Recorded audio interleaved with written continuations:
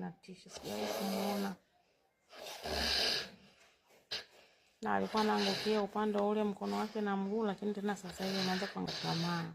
Yaani wasiwasi wangu na maana sasa hivi itakuja kufa viungo vyote, mikono yote, miguu yote. Naona anachokifanya. Hatua yake aliyofikia ndio hii.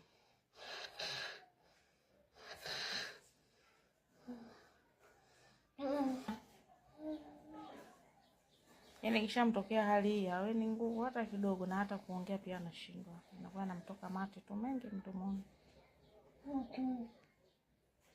Zena, vipi? Unajisikiaje? Hapana kulia.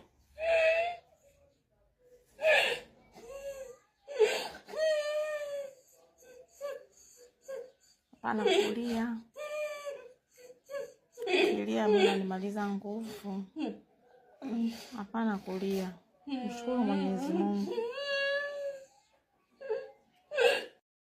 Ndugu zangu, watu wenye wahisani mbalimbali, kama mnavyoona hali hiyo ilivyo kwa huyo dada yetu, kwa kweli anahitaji kusaidiwa sana.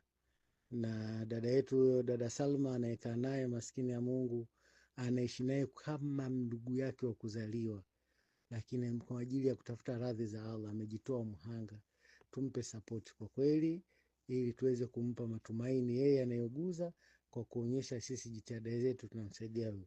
Kwa kweli tuchangie kupitia namba hapo chini tuweze kufanikisha zoezi hili. Wabillahi tawfiki. Assalamu alaikum warahmatullahi wabarakatuh.